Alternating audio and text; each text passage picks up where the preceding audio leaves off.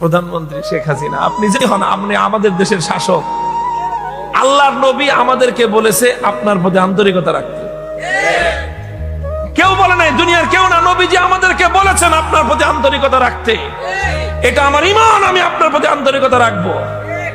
আমি দেখতেছি কোরআন হাদিসের হয়তোবা পর্যাপ্ত তথ্য আপনার কাছে না থাকার কারণে আপনি এমন একটা ভয়াবহ পথের দিকে অগ্রসর হচ্ছেন। আপনি বঙ্গবন্ধুর আপনার মাধ্যমে হোক অথবা যারাই হোক মূর্তি তৈরি করতেছে, এটা কবরের মধ্যে বঙ্গবন্ধুর জন্য আযাবের ব্যবস্থা হচ্ছে। এবং আপনাকে দেখে আপনি আজকে না হোক কালকে তো মারা যাবেন নাকি না, অমর থাকবে। উনি মারা যাওয়ার পরে উনি আজকে যা করতেছেন, ওনার পরবর্তী অনুসারীরা ওনারও তো ভাস্কর্য বানাবে। যেদিন ওনারও ভাস্কর্য বানাবে সেদিন এটার কারণে আপনাকেও কবরের মধ্যে আযাব ভোগ করতে হবে। এই কথাটা জানবার পর বলেন, এখন আপনাদেরকে এই আযাব থেকে বাঁচাবার জন্য চেষ্টা করার দায়িত্বটা এটা আমাদের উপরে আসে কি আসে না? এখন আমরা আপনাদেরকে, আপনারা ঝাঁপায়ে জাহান্নামের দিকে পড়তে চান, আমরা আপনাদেরকে জোর করে ফিরিয়ে রাখতে চাই। এখন আমাদের দাম নাই, আমরা শত্রু হয়ে গেলাম। আর আপনাদের কাছে যারা আপনাদের এই সমস্ত ভুল কাজে উৎসাহ দেয় তাদের কদর হয়ে গেল দুঃখ এবং আফসোসের জায়গা। আল্লাহ রাসূল বলে দিলেন, ইন্না আশাদ্দান নাসি আযাবান ইয়াউমাল কিয়ামাতি আল মুসাফফিরুন। কিয়ামতের দিন আল্লাহ পাক রব্বুল আলামিনের পক্ষ থেকে সবচেয়ে কঠিন সাজা হবে কাদের? সবচেয়ে কঠিন সাজা হবে ওই সমস্ত লোকদের যারা বিভিন্ন জিনিস দিয়ে বিভিন্ন প্রাণীর মূর্তি তৈরি করে, ভাস্কর্য বানায় যারা। স্পষ্ট সহিহ হাদিস, যদি কেউ আল্লাহর নবীকে বিশ্বাস করে, নবীর এই কথা মানতে হবে যে ভাস্কর্য তৈরি করা পৃথিবীতে সবচেয়ে জঘন্য অপরাধ। সন্তান যদি কেউ রে এই যে সমস্ত শিল্প পরাণ, এটাতে কি জানি কয় একটা সাবজেক্ট, আর না শুধু চারুকলা পড়েন, ভালো ভালো কাজ আছে, চারুকলার অনেক ভালো কাজও আছে। বাংলাদেশে এখন চারুশিল্পের বিশাল সম্ভাবনা। এই যে টাইলস তৈরি হচ্ছে এখন বাংলাদেশে, আগে আমাদের দেশে টাইলস আমদানি করতে হতো চায়না থেকে, পৃথিবীর বিভিন্ন দেশ থেকে। এখন মাশাআল্লাহ বাংলাদেশে বিশ্বমানের টাইলস তৈরি হচ্ছে, নিত্য নতুন ডিজাইন আসতেছে। এই টাইলসের ডিজাইন তৈরি করা এই চারুশিল্পীদের কাজ। বাংলাদেশে তৈজসপত্র হইতেছে, বিভিন্ন ইসলামিকের আইটেম হচ্ছে।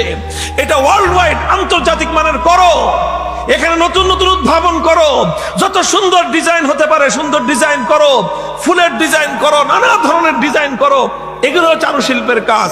সুন্দর সুন্দর কাপড় বানাও, সেই কাপড়ের মধ্যে সুন্দর প্রিন্ট করো, সুন্দর ডিজাইন করো, এটা হলো চারুশিল্পের কাজ। কিন্তু আমাদের বাংলাদেশে অল্প কিছু মানুষ এই কাজ করে, এবং এই কাজের জন্য দেখা যায় অধিকাংশ ক্ষেত্রে বাইরে থেকে আপনার এই চারুশিল্পী হায়ার করে আনতে হয়। আর আমাদের বাংলাদেশের এই চারুরা কি বানায়? সব মূর্তি বানায়, ভাস্কর্য বানায়, কামের কাম নাই। ভাস্কর্য দিয়ে বাংলাদেশের 2 পয়সার কোনো উপকার নাই। টাইলস আমদানি করো, রপ্তানিযোগ্য টাইলস তৈরি করো, ওয়ার্ল্ড ওয়াইড বিশ্ব ক্লাসের উন্নত ডিজাইনের টাইলস বানাও, উন্নত ডিজাইনের সিরামিক আইটেম বানাও, উন্নত ডিজাইনের কাপড় বানাও, বিভিন্ন জিনিসপত্র বানাও, এগুলো সারা দুনিয়াতে রপ্তানি করো। তোমার আমার দেশের সন্তানদের মেধার বিকাশ হবে, আমার দেশের অর্থনীতির উন্নতি হবে। ওই কামে নাই, এই কামে নাই। কোথায় মূর্তি বানাইতে হবে, কোথায় এই সমস্ত মানুষের আপনার এই ভাস্কর্য তৈরি করতে হবে, এই সমস্ত আকাম কুকাম করে গোটা দেশটাকে খোদার গজবের দ্বারা ভরে দেওয়ার আয়োজন চলে। আর এটাকে যখন আমরা কোরআনের আয়াতের দ্বারা, আল্লাহ নবীর হাদিসের দ্বারা আমরা যখন এটাকে সাব্যস্ত করি, এমন একটা বিষয় যেটার ব্যাপারে 1400 বছর ধরে কোনো বিতর্কের অবকাশ নাই, কোনো বিতর্ক নাই, সবাই একমত। মানুষ যদি বিতর্ক হয় তাও একটা সুযোগ থাকে, অবকাশ থাকে, যে ঠিক আছে আপনার 4 জন বলছেন একরকম কথা, কিন্তু একজন তো বলে আরেক রকম কথা, তাও একটা কথা ছিল। এখানে 10 জনের মধ্যে 10 জনই বলে যে এইভাবে অবয়ব বিশিষ্ট মাটির দ্বারা, পাথরের দ্বারা, কাঠের দ্বারা বা অন্য যে কোনো কিছুর দ্বারা কোনো মানুষের কোন প্রাণীর যেটার মধ্যে জীবন থাকে তার অবয়ব তৈরি করা, যার চোখ থাকবে, নাক থাকবে, কান থাকবে, এরকম অবয়ব বিশিষ্ট কোন মূর্তি ভাস্কর্য তৈরি করা, এটা স্পষ্টভাবে কোরআনের মধ্যে, স্পষ্টভাবে ইসলামের মধ্যে হারাম। আল্লাহ রাসূল দ্ব্যর্থহীন ভাষায় যে জিনিসটাকে হারাম করে দিলেন, এখন সেটাকে নানা ধরনের যুক্তি দিয়ে এটাকে সাব্যস্ত করার চেষ্টা করা হয় যেটার মধ্যে সৌন্দর্য আছে। দেখেন, যেটাকে আল্লাহ এবং তার রাসূল ঘৃণা করলেন, ফাজতানিবুর রিজসা মিনাল আওসানি ওয়াজতানিবু কাওলাজ জুর। আল্লাহর কোরআন বলতেছে মূর্তি হলো একটা অপবিত্র জিনিস, নাপাক জিনিস। হে ঈমানদারেরা, সব ধরনের মূর্তি থেকে তোমরা দূরত্ব অবলম্বন করো, পরিহার করে চলো।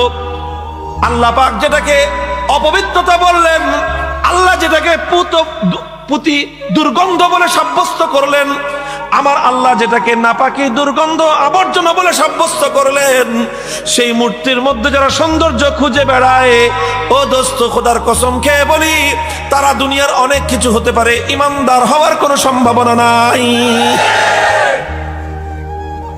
যেটাকে আমার আল্লাহ নাপাকি বললেন, যেটাকে আমার আল্লাহ দুর্গন্ধ বললেন, যেটাকে আমার আল্লাহ অপবিত্র বললেন, সেটার মধ্যে তোমার সৌন্দর্য খুঁজতে হবে। দুনিয়াতে আমার আল্লাহ সৌন্দর্যের অভাব রেখেছেন?